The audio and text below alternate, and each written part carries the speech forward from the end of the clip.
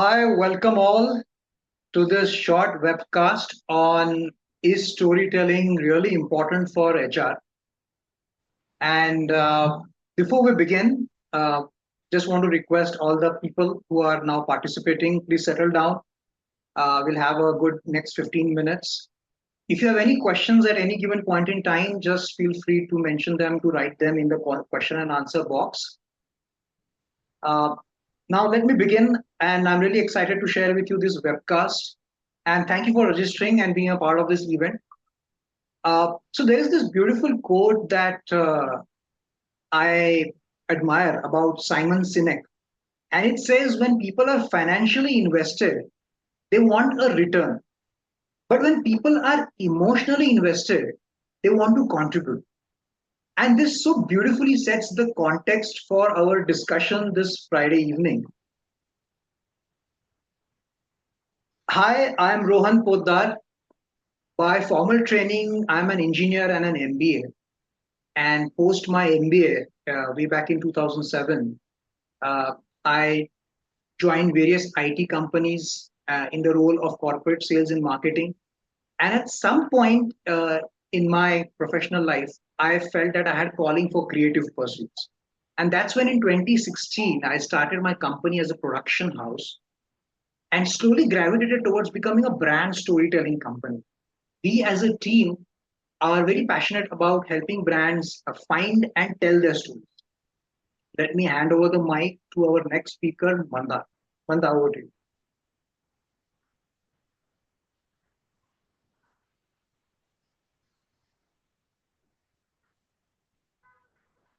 You're on mute, Manda. You're on mute. Oh, sorry.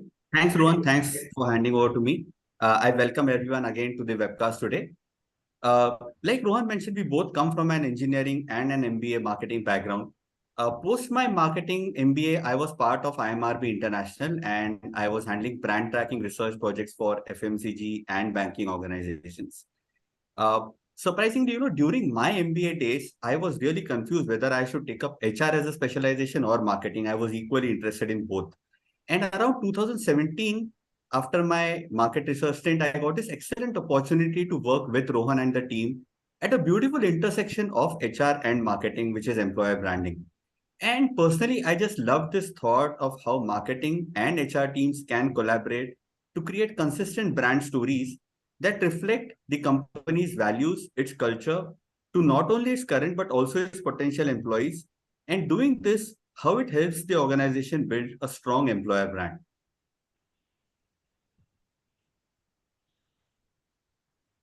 Now, why we choose this topic today?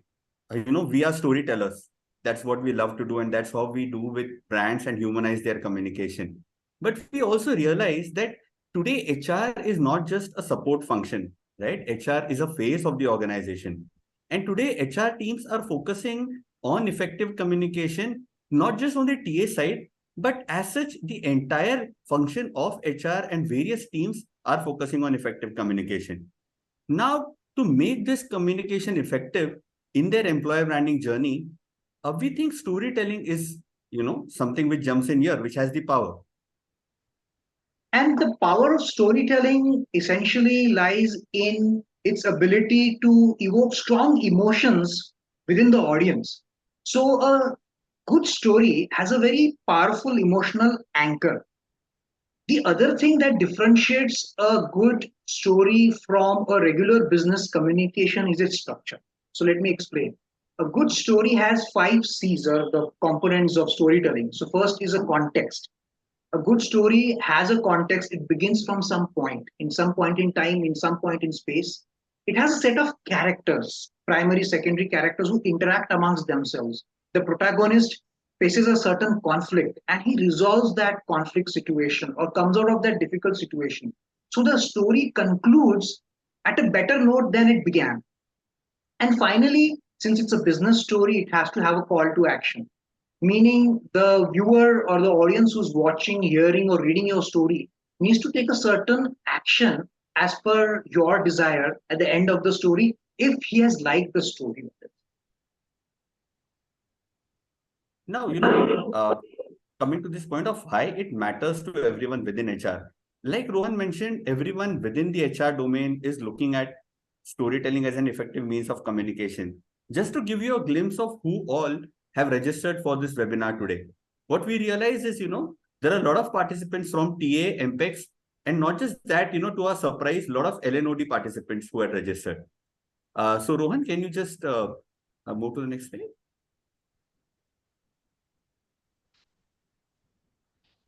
Right. So now coming to the crux of our webcast, and we want to take you through some of the broad areas within HR where storytelling can be really useful. So first is, of course, your employer brand, and it really matters in today's job market. Your employer brand essentially primarily focuses on attracting new talent to your organization. And obviously, so a story that talks about your employer brand should be focused or should be based on your employer value proposition and should ask or answer rather a central question: why should you work with us, to the candidate? Now, this story has to be told from the perspective of the employees and not from the perspective of the company, which is what the regular case is. Employee advocacy stories. Now, these stories are personal or accounts of personal experiences of employees who embody the values of your organization in their day-to-day work. And this kind of stories really present a strong, they portray the work ethic of your organization as told by the employees. Day in the life of stories. Now imagine as a TA or a hiring manager, you're hiring for a certain open job role, which has a certain specific employee persona that you're looking for. If you can give a sneak peek into how a typical working day looks like for an employee within that particular specific role, then that really helps answer the question for a prospective candidate that how will it be when I enter this organization? So that kind of stories really, really help. Now, following are these major storytelling touch points that you can see where you can tell these stories. And the key stakeholders from the HR side who can drive these stories are people in the CHRO, which is the CHRO, the T minus one, and the talent acquisition heads. The second theme, or the second area rather, that we think storytelling has a role to play is employee engagement. Now, employee engagement primarily focuses on creating a sense of belongingness, a sense of oneness within the employees in the organization. So, personal stories of growth and achievement, as narrated by employees themselves in first person, can really help give a perspective of their trials and tribulations, their challenges, and how they grew within their role and the organization. Stories of vision and success where your CXOs or your leadership team shares what's lying ahead for us, what's the journey ahead like, and what should we do together to get there. Culture stories celebrate the diversity of perspectives within your organization, right? And how these perspectives really contribute to making your workplace a very rich place to work with, right? Where you have a lot of different perspectives on some common problems that your organization faces. These are some of the touch points where we think employee engagement stories can really shine through. The key stakeholders are HR business partners who are deeply embedded within different functions.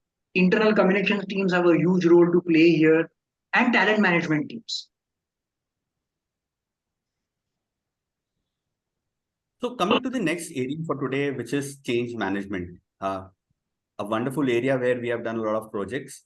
Uh, Now, in a world where mergers and acquisitions keep happening, as HR leaders, you might have been part of these kind of phases within your organization.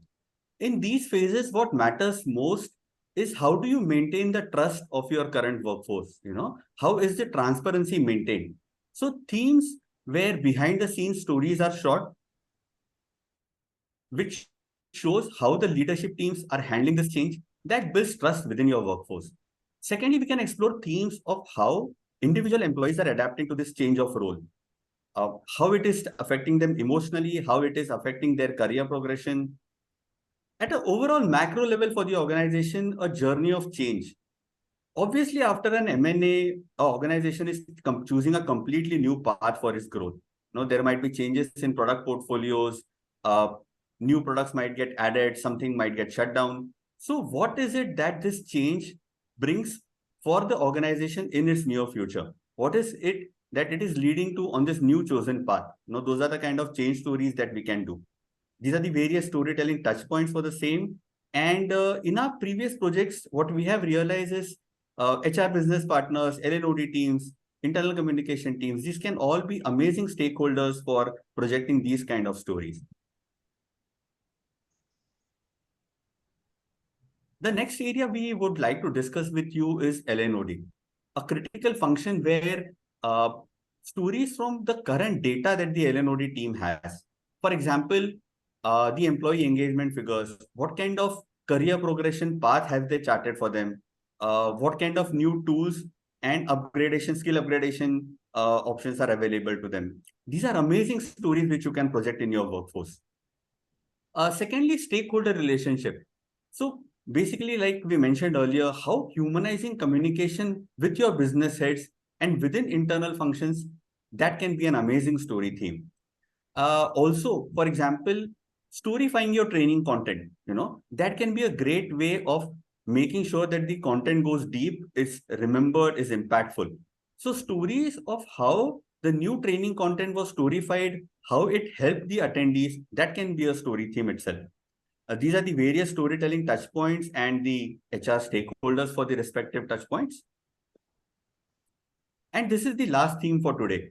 One of the most critical ones, leadership development. We have had an opportunity to capture some amazing leadership development stories.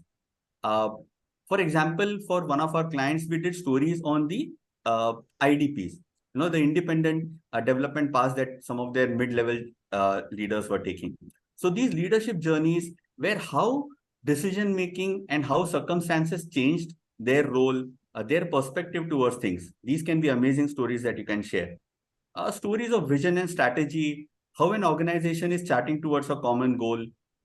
Also, today a lot of organizations are spread across geographies. They have people from diverse cultures working with them. So how an inclusive leadership actually leverage this diversity for innovation and for growth of the organization. This is an amazing theme for leadership development stories. These are few of the touch points that we have listed and some of the key stakeholders. Right. So the obvious thought that might be coming to all your minds is that how do we track? This is all good. You can tell a lot of different themes and take up a lot of different themes and tell a lot of different stories. But how do we track the effectiveness of HR stories? So I want to draw your attention to what I said a few minutes ago, where I talked about the 5 C's and I mentioned about call to action. Call to action could be a variety. It's like really it could be anything. Frankly, it could be about, so once the audience watches, hears, or reads your story, you would want them to go and apply for a job opening on your website. It could be that you would want your employees to enroll for a certain training, or you would want them to fill up a certain survey form, right? Anything. The call to action could be anything. Now, if the story that you've created has been effective, right? Now, I'm not talking about communication where you force your employees to sign up on something. I'm saying if voluntarily they have done this call to action, taken the call to action, that means your story has been effective. If we can track that rate of people who are taking that call to action, then we know how effective your story is. Number two, engagement metrics. Now, this pertains to your social media performance in today's day and age. Every organization is on LinkedIn, it's on Glassdoor, it's on Facebook. You want to track how you're performing on these different portals, on these platforms, and the typical tactical metrics that matter are your likes, shares, comments, etc. The third part of tracking the effectiveness of stories within HR is actually going out there and talking to people, right? So you do qualitative feedbacks with a certain group of people who are your sample target audience, and understand from them if a story made an impact on them. Would they take up the call to action? Why would they do that? So try and understand them through this qualitative feedback. It could be one to one or in a discussion. So these are the three primary ways in which you can curate and track effectiveness parameters for the storytelling that you are doing within your organization. And at this point, we want to just make clear that storytelling is not just a video or a podcast or a blog. It's this whole host of stories, offline, online, different touch points that we have shown you so far that really go to create a composite storytelling plan. Right. I want to take a moment of your time to tell you about the storytelling dive camp that we do. So essentially, it's a highly collaborative group exercise where we get the HR, different functions within HR and business teams together in one room to really apply their collective minds. Now, what we've done is we've developed a methodology for this exercise, which is based on design thinking. The aim is to help your HR team communicate effectively with their key stakeholders, right? So as you can see on the right hand side of the slide, there are four. It's a four-pronged objective that we follow. First, of course, at a tactical level, we want to make sure that your HR stories are better as storytellers. That means they're able to find stories and tell them effective. Second is, as a result of this, they are able to humanize their communication with their stakeholders, internal, external. Now, all of this contributes invariably to creating a strong employer brand, both a brand which is inward facing for your employees and outward facing for the general job market or the talent. And last but not the least, this dive camp will help you create a business case for investments in HR storytelling. And that's what our intention is. If you're interested in exploring more about this, then we would encourage you to reach out to us on this particular email address, that is storytelling@rohanpoddar.com. I would just request everyone to mute their calls. That would really be helpful. Thank you. We will be sending a copy of this presentation to all the registries of this particular webcast. If you want to check us out, you could reach us to on our website. Train me too. Uh, I think somebody's call is unmute. If I could request that person to mute themselves, that would be great. Yeah. So what I will do today now is that we received a lot of questions. Frankly, we received around more than 20-25 questions, but we have limited time on this webcast. We want to keep it nice and clean and tight. So I'll be taking a few questions that are received, and in meanwhile, if you have certain questions, we would like to take them from the audience as well. So the first question we received was from Savita Patra from Zepto, and she asked how storytelling helps in retention. So retention is essentially a chief objective of employee engagement, and in one of our slides we talked about that. And if you're doing storytelling for retention, the overarching objective is to create a sense of belongingness and oneness, as I mentioned, right? So, and that belongingness can come if people feel that they are part of the same tribe. That means they're able to share their experiences openly without the fear of prejudice or discrimination. And hence, the more transparent these stories are, the more direct these stories are, the better it is to create retention. Here, I would like to add that employee retention is a function of whole host of things that you will do beyond storytelling. But for this webcast, I'm sticking to the context of storytelling itself. So the stories have to be created with this end objective in mind, that the story should create a tribe, a feeling of togetherness where you share each other's views or experiences and you are forthright about it. So that's the way to do retention. I would take another question before Mandar has a question from one of the audience. This was from Shovna Lala from Vedantu. And then she asked us, is there any tool other than the three act structure for storytelling? So Shobna talked about this in the power of storytelling. I talked about the 5 C's of storytelling. And any theme that you have in mind, if you're able to break it down to these 5 C's, like the context, character, conflict resolution, conclusion, and call to action, then you are in a very good position to really build a story, right? The 3 act structure, which is the middle, beginning, and the end, is the classic storytelling structure. This is one of the ways to really break down the story in its individual components. So I hope I was able to answer that. Over to you, Manu. Hi. Thanks, Rohan. So, we had one more question from Riva, who is part of Tata AIA's LNOD team. Her question was, how can we help probably in the uptake of LMS content and what stories can be shot around that? So, Riva, what we would like to suggest is when it comes to learning management systems, typically what matters in today's LNOD world is how the micro content is structured, what kind of personalized learning journeys are being created by your team for the employees. Also, we realize in this kind of storytelling, the employees might be spread across geographies, across cities, across age groups. So what is the uptake of this LMS content in the form of personalized learning journeys? If we can showcase that as a story, how it enabled a few of the chosen employees for the stories to acquire in-demand skills, how it enabled them to contribute towards project success, or probably taking up, bigger responsibilities. So these are kind of stories which we can work on, which we have already done with a few of our clients.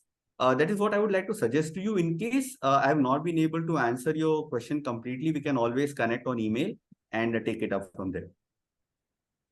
Right. So as we promised, we'll keep it to 15-20 minutes, and we are stickler to our promises. So we are going to restrict it to 15-20 minutes. So for all of you who have questions for us, we would really love to hear them. We will be, as I said, we'll be sending you a copy of this PPT through email to you, to all the registries. You can reply to that email with your question, or you can draft a fresh message for us, send it to storytelling@rohanpoddar.com. We'll be happy to hear from you. But for today, that's it from us, folks. Thank you so much for finding time on this Friday evening when you could be sitting and going out to a bar. And have a great weekend. Thank you. Thank you, everyone. Thank you for joining in.